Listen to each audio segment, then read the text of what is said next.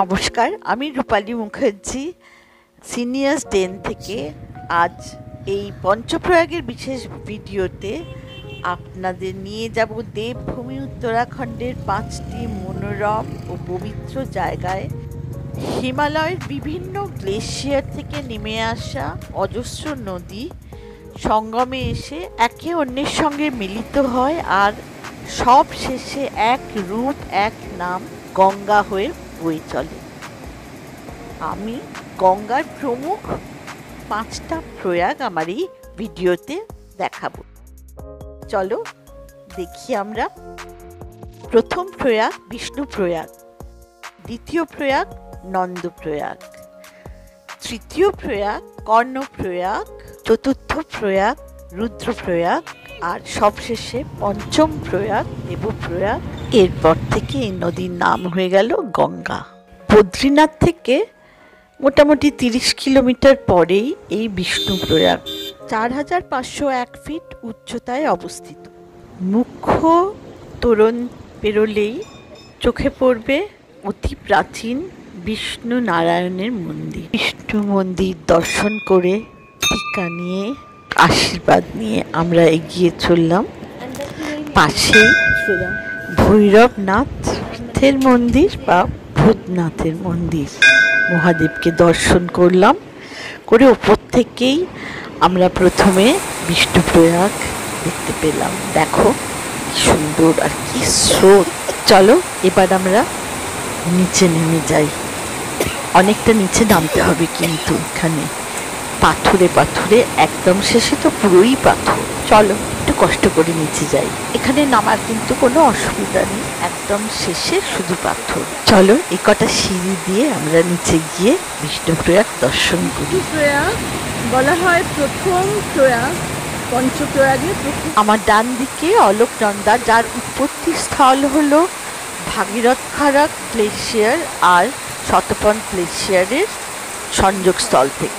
আর বাদিক থেকে ধৌলিগঙ্গা আসছে চামোলি ডিস্ট্রিক্টের বসুধারা তাল নামে এক গ্লেশিয়ার লেক থেকে নীতি পাস হয়ে এই বিষ্ণুপ্রয়াগে অলোকনন্দায় মিশে গিয়ে অলোকনন্দা হয়ে গেছে। আমি একেবারে প্রয়াগে নেমে এসেছি। বিষ্ণুপ্রয়াগে নারদ মুনি বিষ্ণু তপস্যা করেছিলেন, তাতে সন্তুষ্ট হয়ে বিষ্ণু দেখা দিয়েছিলেন নারদ মুনি, তাই এই প্রয়াগের নাম বিষ্ণুপ্রয়াগ। আর এখান থেকে 2 কিলোমিটার দূরে বিষ্ণুর মন্দির আছে অতি প্রাচীন, যেটা ইন্দোরের মহারানী অহল্যাবাই তৈরি করেছিলেন। কি অদ্ভুত সুন্দর জায়গাটা না, মনে হচ্ছে বসেই থাকি, কিন্তু না, মাথায় একটু জল ছিটিয়ে আবার সেই পাথরের রাস্তা দিয়ে একটু কষ্ট করেই উঠে আসলাম ওপরে, কারণ আমাদের তো এগিয়ে যেতেই হবে, তাই না? চলো, বেশ টায়ার্ড হয়ে গেছি, একটু চাটাও খেয়ে নিতে হবে মনে। ওপরে উঠে চা খেয়ে আমরা রওনা হয়ে গেলাম 67 কিলোমিটার দূরে কর্ণপ্রয়াগের উদ্দেশ্যে। আর আমরা পৌঁছে গেলাম নন্দপ্রয়াগ বাজারে। সেখানে গেট দিয়ে খুব উঁচু উঁচু সিঁড়ি দিয়ে নামতে হয়, প্রায় 500 মিটারের মতো। অনেকটা নামার পরে তারপরে 200 মিটার একটা অপূর্ব করিডোর নন্দাকিনী আর অলোকনন্দার মাঝ দিয়ে গেছে। পৌঁছে গেলাম আমরা দ্বিতীয় প্রয়াগ নন্দপ্রয়াগ। দেখো চারিপাশটা কি অপূর্ব, কি সুন্দর। একদিক দিয়ে নাইয়ার বা নন্দাকিনী বয়ে চলেছে, আর একদিকে অলোকনন্দা, আর চারিপাশটা পাহাড় দিয়ে ঘেরা। মাঝখানে আমরা হেঁটে চলেছি। বেলায় খুব সুন্দর লাগছে। সময় না থাকলে কিন্তু এখানে আসা যাবে না, কারণ অনেকটা হাঁটতে হয় আর অনেকটা নামতে হয়। নিচে গ্রামের রাস্তা, কিন্তু এই রাস্তা দিয়ে প্রয়াগে আসা যায় না। রাস্তাটা আসলে উপরের রাস্তাটা, ওই পাথর পাথর দেখা যাচ্ছে পাশ দিয়ে যে রাস্তাটা, ওখান থেকে আমরা এখানে নেমেছি। প্রচুর সিঁড়ি আছে, কিন্তু একবার যদি কষ্ট করে নামা যায়, বেশ খানিকক্ষণ বসে আরাম করে তারপরে আবার উপরে। তাড়াহুড়ো থাকলে এখানে আসবেন না। আমার ডান দিকে অলোকনন্দা আসছে, যার উৎপত্তি হচ্ছে শতপন্থ আর খড়ক ভাগীরথ গ্লেশিয়ার কনফ্লুয়েন্স থেকে।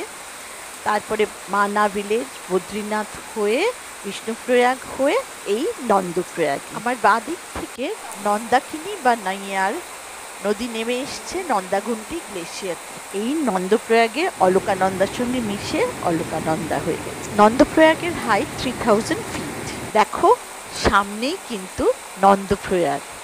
এখানে কিন্তু কোনো ক্রিমেশন ঘাট নেই, কিন্তু এখানে শ্রাদ্ধ বা অন্যান্য এই ধরনের পুজো হয়। নন্দপ্রয়াগকে একটা অত্যন্ত পবিত্র স্থান মনে করা হয়, কারণ নন্দরাজ নারায়ণকে তপস্যা করেছিলেন এখানে বসে তাকে পুত্ররূপে পাওয়ার জন্য। নারায়ণ সন্তুষ্ট হয়ে তাকে এখানে দেখা দেন এবং তার কাছে পুত্ররূপে আসে, তাই এখানকার নাম নন্দপ্রয়াগ। নন্দাকিনী আমরা বলি একে, লোকাল ভাষায় কে বলা হয় নাইয়ার নদী, যে গিয়ে অলকনন্দায় পড়েছে সঙ্গমস্থলে আর অলকনন্দা হয়ে গেছে। এই দুই নদী সঙ্গমে নন্দপ্রয়াগে আমরা এখন যেই বাগান আর যেই করিডোর দেখতে পাচ্ছি, এগুলো কিন্তু হালেই তৈরি হয়েছে, কারণ একটা বানে এগুলো সব ভেঙে গিয়েছিল নন্দপ্রয়াগ, তারপর নতুন করে তৈরি হয়েছে। এখানে ওয়াশরুম, জলের ব্যবস্থা, বসে থাকার জায়গা, টুরিস্টদের সুবিধার জন্য সব পরিপাটি করে এই বাগান তৈরি হয়েছে। এই যে নন্দপ্রয়াগে বসে আছি, এই যে আমার ভাগ্নে আর ভাগ্নে বউ মিঠু, আমরা আমাদের পিছনেই নন্দপ্রয়াগ। আর সামনে একটা শ্রাদ্ধর মতো কিছু হচ্ছে, যে জায়গা দিয়ে নামতে হয়, আমি নামতে পারিনি। দ্বিতীয় প্রয়াগ নন্দপ্রয়াগ অনেক প্রাচীন কাল থেকেই পবিত্র মানা হয়। প্রথমে বদ্রীনাথ ধামে যাওয়ার জন্য এটা এক মুখ্য পাড়ি ছিল, এখানে রাতে যাত্রীরা থাকতেন। নন্দ পর্বত থেকে নেমে আসা নন্দাকিনী নদী এখানে মিশেছে অলকনন্দার সঙ্গে। অতি প্রাচীন নন্দা দেবীর মন্দির আছে এখানে। চলো এবার আমরা এগিয়ে যাব। এটা হচ্ছে দ্বিতীয় প্রয়াগ, আমরা এগিয়ে যাব। এরপরে আছে কর্ণপ্রয়াগ, অপূর্ব দেখতে লাগে। এত সুন্দর জায়গা ফেলে এগোতে মন চাইছে না, কিন্তু পথ যে আমাদের ডাকছে, আমাদের তো এগিয়ে যেতেই হবে। পাহাড়ে ঘেরা এই পাথুরে পথ দিয়ে মাঝখান দিয়ে যেতে অপূর্ব। উত্তরাখণ্ডের হিমালয়ের আঁকা বাঁকা পথ পেরিয়ে চামোলি ডিস্ট্রিক্টের তৃতীয় প্রয়াগ এবার কর্ণপ্রয়াগে পৌঁছে গেলাম, যার উচ্চতা 2820 ফিট। কর্ণপ্রয়াগে নামার সিঁড়ি একদম কর্ণপ্রয়াগ বাজারের মাঝখান। ব্রিজের উপর থেকে সুন্দর দেখা যাবে কর্ণপ্রয়াগ। দেখো সামনে দিয়ে আসছে অলকনন্দা আর এপাশ দিয়ে পিন্ডার, দুই নদী মিশে হয়ে গেছে অলকনন্দা। কর্ণপ্রয়াগ চলো দেখতে থাকি আর ইতিহাসটাও শুনতে থাকি। এসো। আমরা প্রয়াগে নামছি। বড় ছোট অনেক প্রাচীন মন্দির এই কর্ণপ্রয়াগে রয়েছে। কর্ণ মন্দির, উমা মন্দির আর ভৈরব মন্দির। মহাভারতের যুদ্ধে অর্জুনের হাতে নিহত হয়ে কর্ণ কৃষ্ণের কাছে প্রার্থনা করেন তাকে যেন এমন জায়গায় দাহ করা হয় যেখানে কখনো পাপ হয়নি।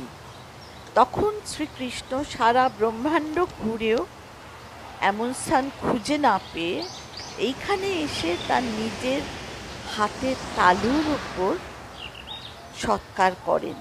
সেই থেকে এই জায়গার নাম কর্ণপ্রয়াগ।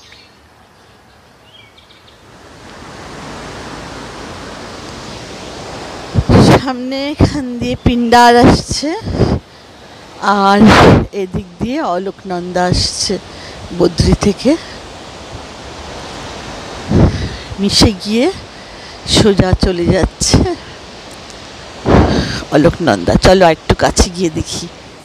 কর্ণপ্রয়াগ আমার পিছনে। আমার ডান দিক থেকে আসছে অলকনন্দা, যার উৎপত্তি শতপথ গ্লেশিয়ার থেকে। মানা ভিলেজ, বদ্রীনাথ, বিষ্ণুপ্রয়াগ, নন্দপ্রয়াগ হয়ে এই কর্ণপ্রয়াগে এসেছে।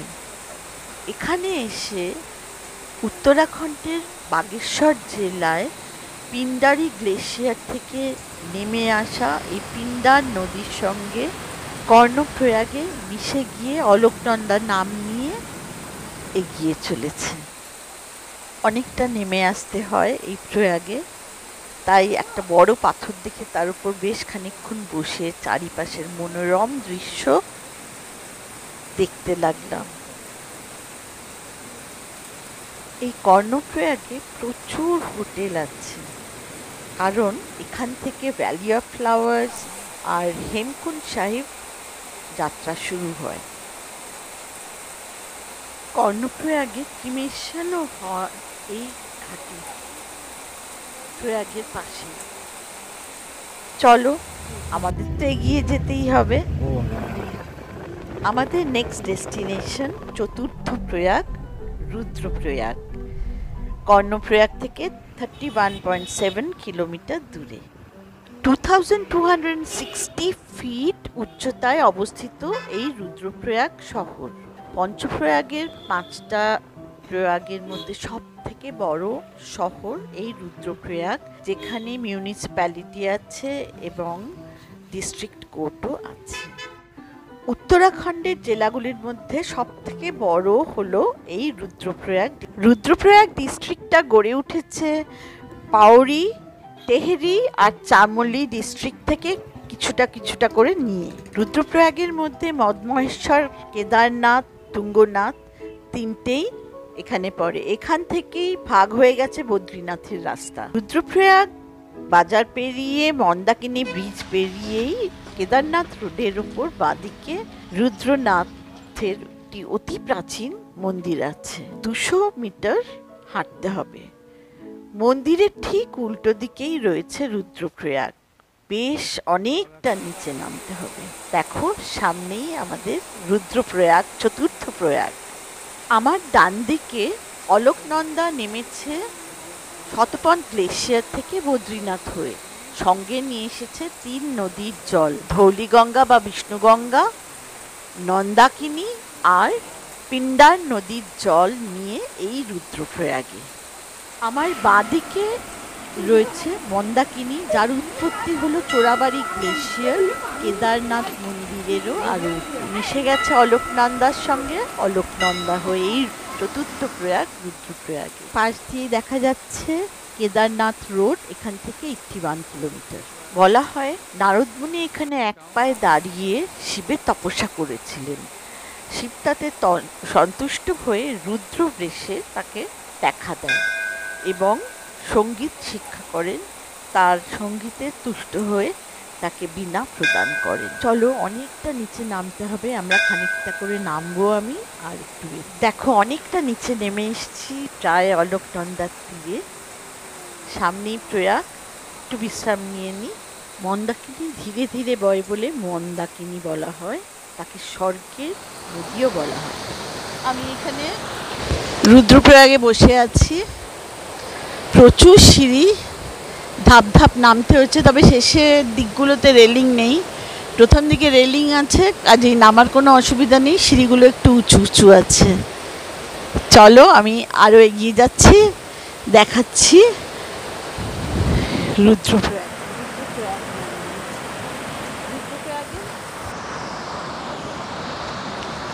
মন্দাকিনী আর অলোকনন্দা কিন্তু নেমে গেছে একেবারে প্রয়াগের সামনে। ওই যে জল মাথায় দিচ্ছে। আমি কিন্তু অতটা তাড়াতাড়ি যেতে পারিনি, ও আসছে আমাকে নিয়ে প্রয়াগে যাবে। এবার মিঠুর সঙ্গে আমাকে পাথরগুলোর ওপর দিয়ে নিয়ে গেল।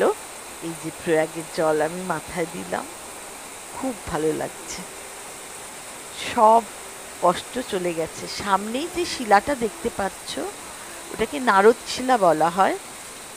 ওখানে নারদ মুনি তপস্যা করেছিলেন, কিন্তু ওপরের দিকটা 2013-র যে বন্যা হয়েছিল তাতে ভেসে গেছে। রুদ্রপ্রয়াগ শহর দেখা যাচ্ছে। এবার আবার সিঁড়ি বেয়ে ওঠার পালা। এই এতগুলো সিঁড়ি, চলো এবার গিয়ে মন্দিরগুলো দেখতে হবে। দেবী পার্বতী, গণেশজি, রুদ্রনাথের মূর্তির সামনে নারদ মুনি বসে আছেন। শিব মন্দির রয়েছে সামনে। প্রণাম করে আমরা উঠতে থাকলাম। এত সিঁড়ি, তবে এটা আর শেষ কটা আর পাচ্ছি না। এবার পৌঁছেই গেলাম। ঝিল আর ঝিলের মামু ওপরেই বসেছিল, কেউ নিচে নামেনি। প্রয়াগ, রুদ্রপ্রয়াগকে শেষবারের মতো দর্শন করে আমরা এবার এগিয়ে চললাম 65.5 কিলোমিটার দূরে পঞ্চম প্রয়াগ দেবপ্রয়াগ দর্শনে, যার উচ্চতা 2723 ফিট। প্রাচীনকাল থেকেই দেবপ্রয়াগকে অত্যন্ত পবিত্র স্থান বলে মনে করা হয়। এখানে গোমুখ থেকে নেমে আসা ভাগীরথী গঙ্গোত্রী গ্লেশিয়ার থেকে অলকনন্দার সঙ্গে মিশে গিয়ে এক রূপ এক নাম গঙ্গা হয়ে বয়ে চলেছে। আমার সামনে সোজা আসছে অলকনন্দা, আর এই বাঁ দিক থেকে আসছে ভাগীরথী ঘোলাটে জল নিয়ে গঙ্গা হয়ে বয়ে চলেছে।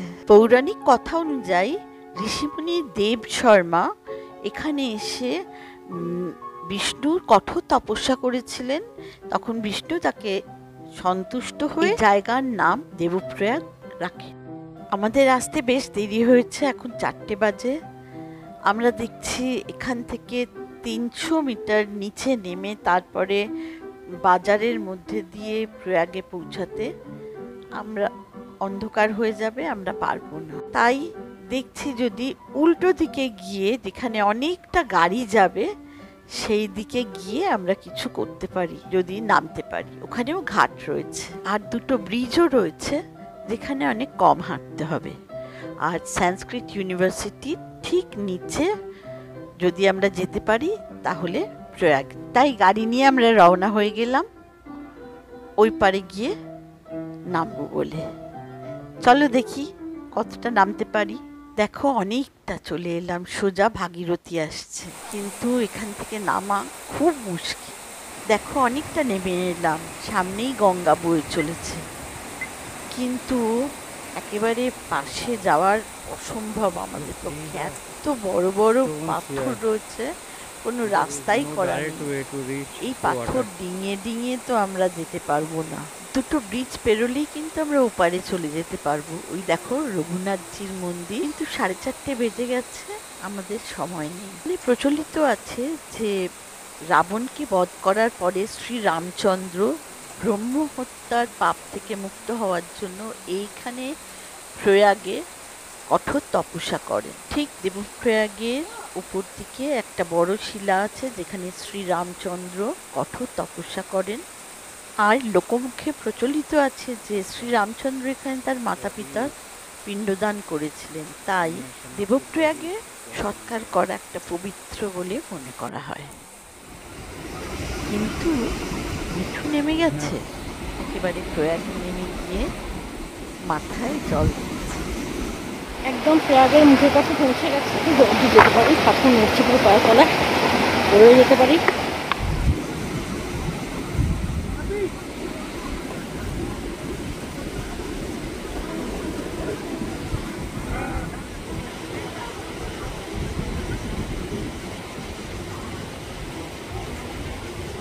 যাক, অনেক কষ্ট করে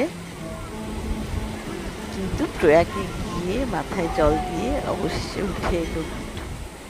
আর আমরা বাকিরা এই দূর থেকে পঞ্চম প্রয়াগ দেবপ্রয়াগকে প্রণাম জানিয়ে রওনা হয়ে গেলাম। আজ তবে এই অবধি, এখানেই শেষ করি আমার পঞ্চপ্রয়াগ যাত্রা, এই ভিডিওটা। আশা করছি তোমাদের খুব ভালো লেগেছে, এনজয় করেছো আমার মতোই। ভালো লাগলে একটা লাইক, শেয়ার আর সাবস্ক্রাইব করো। আবার দেখা হবে পরের ভিডিওতে। থ্যাংক ইউ সময় দেওয়ার জন্য। ভালো থেকে keep travelling and keep smiling.